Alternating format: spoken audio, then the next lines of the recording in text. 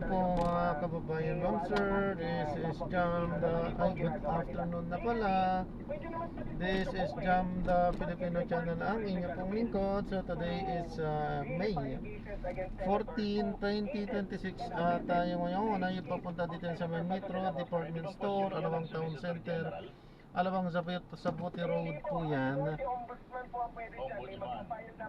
Alawang Muntinlupa at dadalhin natin sa San Antonio Elementary School sa may San Pedro, Laguna. Patay tayo dyan. San Pedro, Laguna pala yan. May privilege pa din po from arrest. For sure, itong nilabag nila less than 6 years to. Depende po yan Depende po yan. Kung obstruction of justice, generally below 6 years. Pero kung meron pong ibang mga aggravating circumstances or qualifying circumstances, pwede po tumaas. So, pag-aaralan po kung paano sila nag-participate in the escape of Senator Bato de la Rosa. Kung nandoon pa pala ng 235 hanggang 235, siguro ipagpalagay natin na 235 nandun pa, yun yung time na umalis si Senador Bato de la Rosa.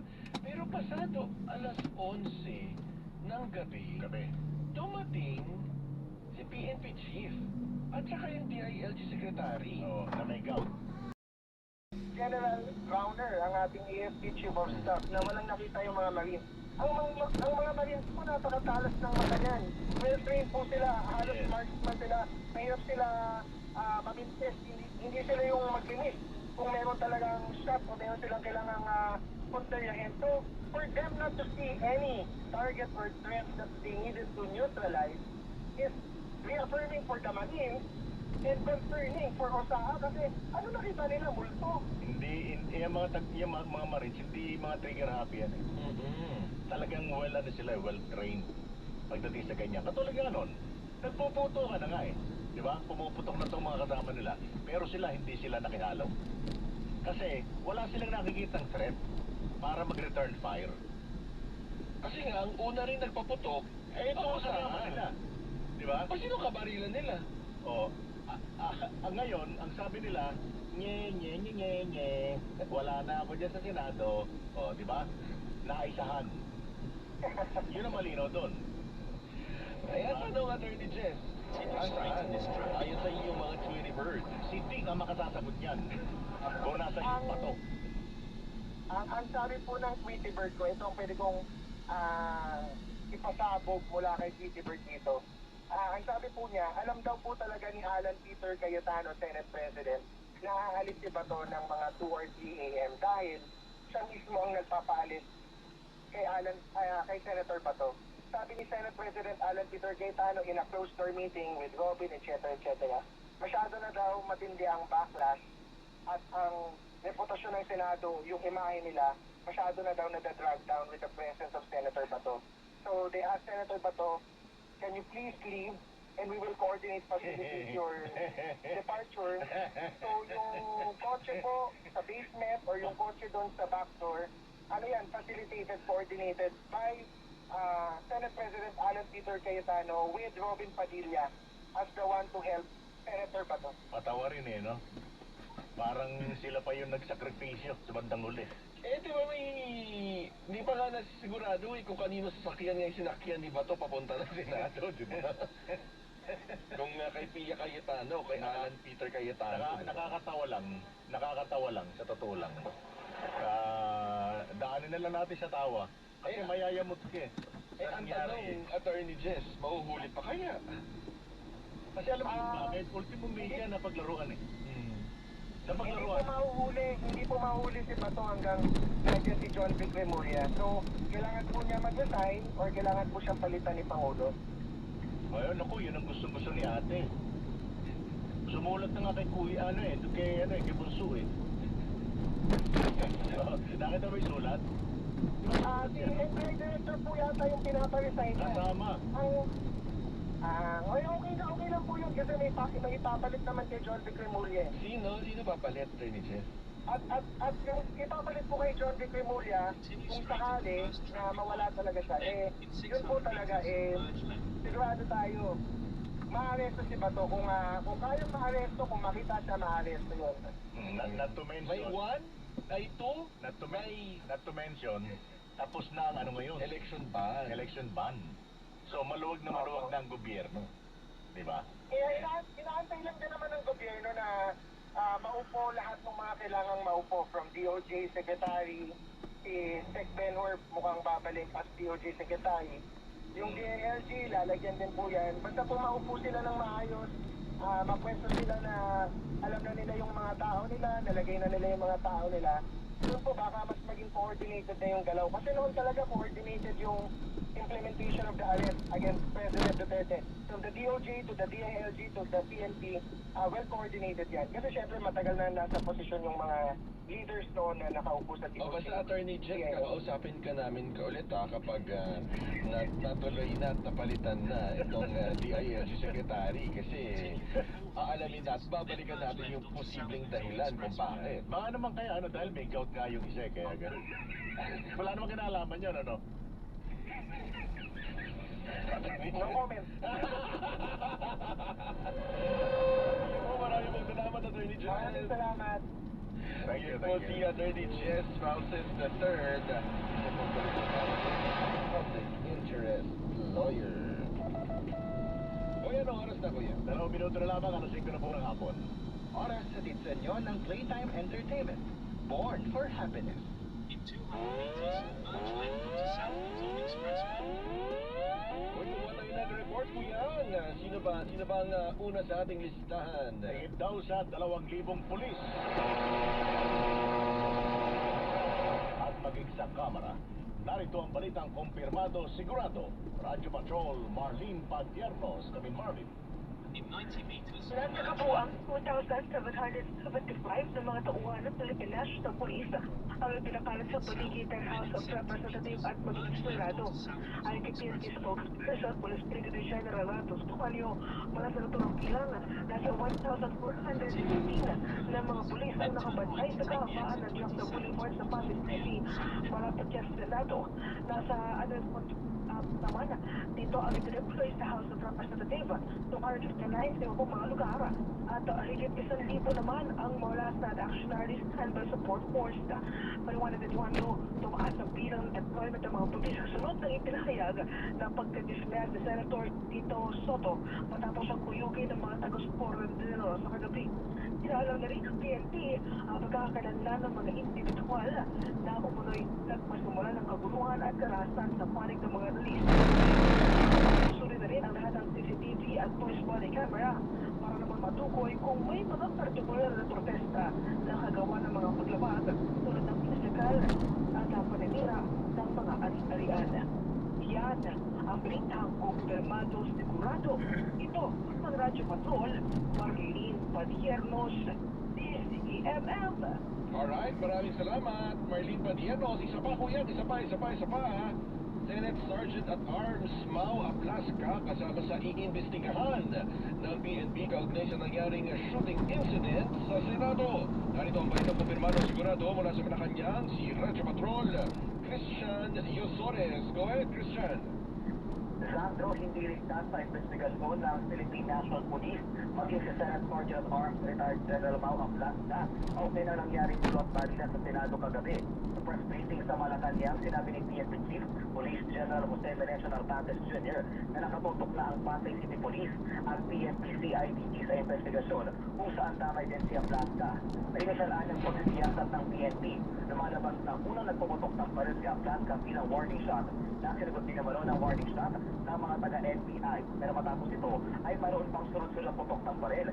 Pero galing na sa pwersa ng USAA o yung Office of the Sergeant at Arms ng Senado. Ayon pa kay Nartates, kabilang din sa mga iniimbestigahan at kinukuha ng salaysay ay ang 20 individual o personalidad kasama ang mga nakuhang physical evidence tulad ng mga masyon ng bala at makakuha ng CCTV sa loob ng Senado. Kasama rin ayon sa iniimbestigahan ay kung saan at kanino mga baril galing ang mga balang na iputok kahapon dahil lumalabas din ayon sa inisyal na investigasyon na galing pumalok sa mga baril ng mga taga-USAA ang mga narecover na basyon ng bala. Ayon kay Nartates, hindi mapapasa pa kung basyon ng balang nakuha sa pinangyarihan ng insidente at hindi pa nakasama rito ang mga balang una ng pinulot ng iba pang mga tao na sa loob ng Senado kahapon. At yan ang balitang kumpirmado, sigurado. Ito ang Radyo Patrol, Christian Yosores, TVNF. Salamat, Christian Yosores. May paano ako yan? Ay magbabalik pa rin po ang ATM. Ano take mo? Oh.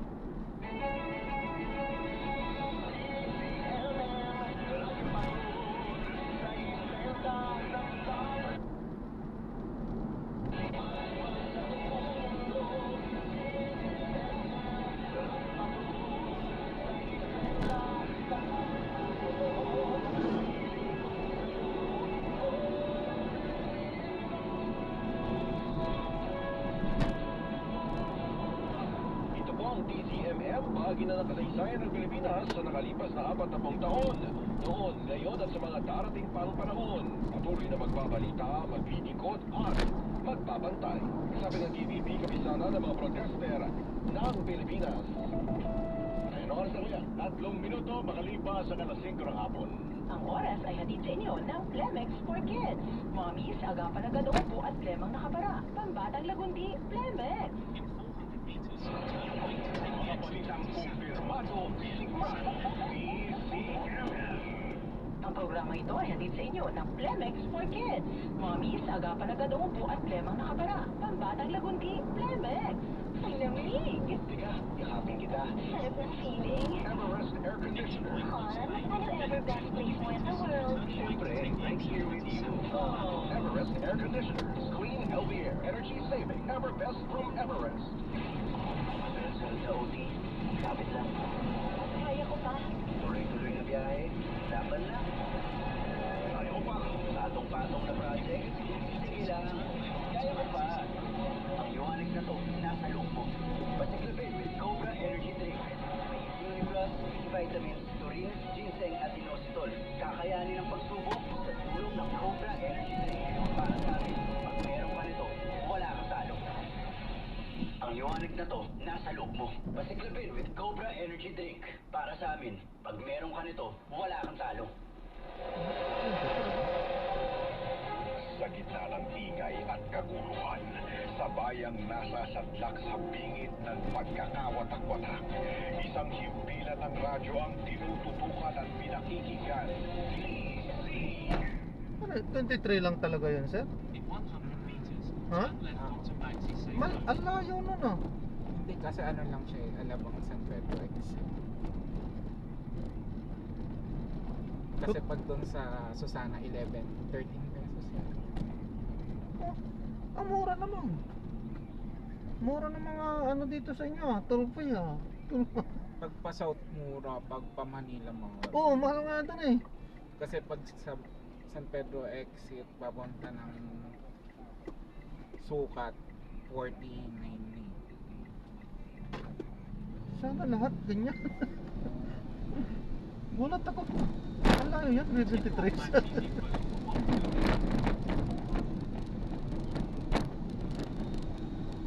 Ganon din kaya pag papunta naman doon? Opo, pag dito naman kunwari, lumabas ka dito, tapos sa Sana, parang 6 pesos. Oo, gano'n na lang gawin Tas ko pag mamaya naman- pagbalik ko.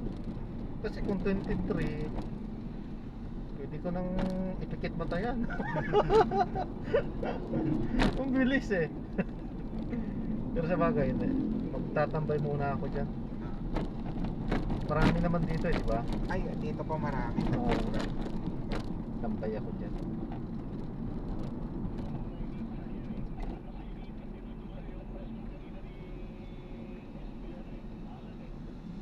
Palo siya ng palo doon sa ano eh. sa Rose Room eh. Okay. Eh nakalagay yung mic natin doon eh kung tamaan. At saka malaglagot. Uy, sir, mahal yun, oh. Mahal na brand yun, oh. Kaya nga sila si JM eh. JM, tinong, baka tinamaan niya kasi mic. Ako mga mamaya, mangogo kayo, oh. Pag tinamaan niya, yan pa siya. O eto, mga tayo dahil nga kahapon habang nangyayari yung gulo sa Senado, nai-try na-transmit na yung articles of impeachment mula sa Kamara, hingi tayo mula kay Kabataan Party List Representative Renico. Kung ano na nga ba nangyari, asan na? Ano na ang mangyayari sa impeachment versus VP Sara Duterte? Makasama natin si Congresswoman Renico, ang kinatawan po ng Kabataan Party List via Zoom. Magandang hapon po. Magandang hapon po. Maraming salamat sa pag-imbita sa programa ninyo. Ma'am, ano na, kasi parang na-overshadow. Nakakalimutan na yung impeachment. Tsaka parang, hindi po ba parang hitting two birds with one stone? Yung nangyari sa Senado kahapon, dahil naisang tabi yung impeachment, yung transmission ng articles of impeachment mula sa Kamara papunta sa Senado, at yung pananagutan, yung warrant of arrest na inilabas ng ICC laban kay Senador Bato. Yes, hitting two birds with one stone. Yun nga po yung panawagan ng taong bayan. Sara litisin, Bato arestuhin. Kasi alalahanin natin, bakit po ba in the first place nagpakita biglaan si Senator Bato? Ito po ay para doon sa pagbabago ng liderato ng Senado habang ang plenaryo pinagbobotohan ang articles of impeachment at hinihintay na ma-transmit ito sa Senado. So, maasahan natin na may epekto to, pero ang pinakaunang update siguro, kahapon, yes, na-endorse na sa Senado ang articles of impeachment. So, inaasahan natin na ang trial shall proceed forthwith. So, may schedule na nga, sa Monday, makikita natin na magkukonvene na as impeachment court yung Senado. And so, therefore, asahan natin na yung mga arguments nito kailangang i-exhaust na at sagutin na ni VP Sara Duterte. At sideshow po yung si Senator Bato na at the end of the day, kailangan din natin panagutin. Pero hindi po ba kayo may agam-agam na nabanggit nyo nga yung mga slogan kanina? Kahapon nagtitingin ako ng mga litrato dun sa mga nagrarally. Nakalagay, Cayetano, gumamit ng bato para manalo. Hindi po ba rin kayo may agam-agam sa mga kongresista para sabihin na, oy, teka lang yung mga nangyayari sa Senado, lalo na nagkaroon ng pagpapalit ng literato, itong impeachment, baka ganun din ang mangyari, lalo na tila parang ganun din naman yung gustong mangyari na resulta ng mga kaalyado ng Sara Duterte sa Senado. Teka, ibig mo sabihin nagbabato na rin si Kaita. Kasi nga, di ba, lumabas? Intriga pa yan. O tayo naman, syempre, ibabato natin argumento. Pero, Ayun. may katotohanan na yung pag-iba ng liderato ng Senado, may gusto silang kamay doon sa pagpoproseso ng impeachment. So, ano bang maasahan natin? Una, baka may delay. So, nakita natin yun na 19th Congress, sobrang dinelay nila hanggang matapos yung halalan, yung pag-schedule ng constitutional ng impeachment court kahit February na transmit na sa kanila. Pinagbotohan pa nila kung mag-impeachment court sila, binalik pa nila sa Kamara, paki-certify nga na yung 20th Congress tuloy-tuloy yan, tapos binalik naman agad. Number 2, nakita natin, sa kasaysayan natin, ni former President Estrada, may botohan na ginawa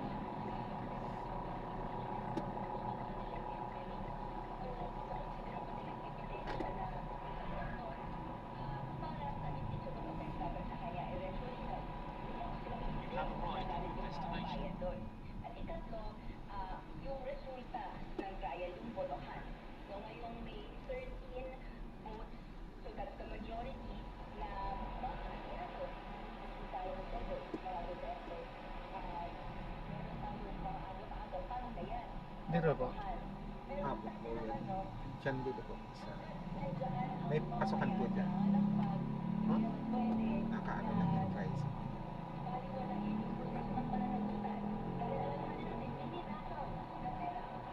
Saan? Ayan po.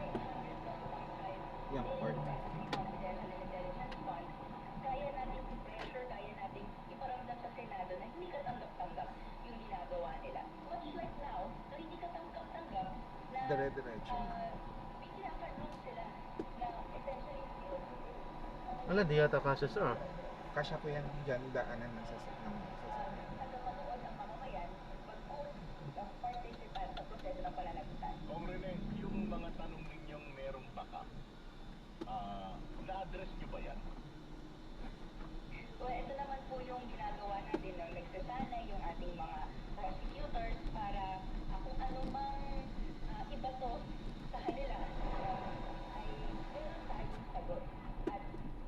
Tignan ulit natin yung articles of impeachment. Mabigat po ang ebidensya at argumento laban kay VP Sara.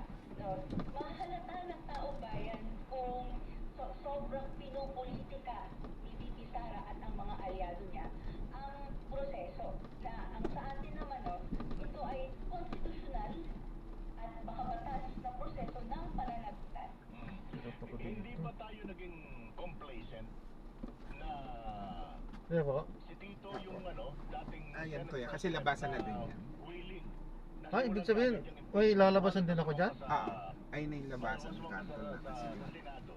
Pero Ah, paikot kumbaga. Oo. araw mismo ng botohan, Akala ko sila pa yung nang nagbotohan labasan sa din ano, dyan. sa Senado at pinalitan yung Kasi doon sana ikaw kanina. Ah, Pero mas okay na to kasi kita yung dyan lang po sa may green. magpasura dyan sa impeachment. Siguro sa bahagi Ito. ng natin, no, member na makabayan, Black Minoria, galing sa ayos pala to, paikot lang siya. control kung anong gagawin doon sa Senado. At ko yung 23, ano ho? Sige po, ingat po. God bless Yung po. bagong minorya, nagulat doon sa development. No? So ayan, na-drop na natin sila. Maraming salamat po sa panonood hanggang sa muli. Na hindi nila inasahan Ingat sa at God bless. Paalam po. Senator Lauren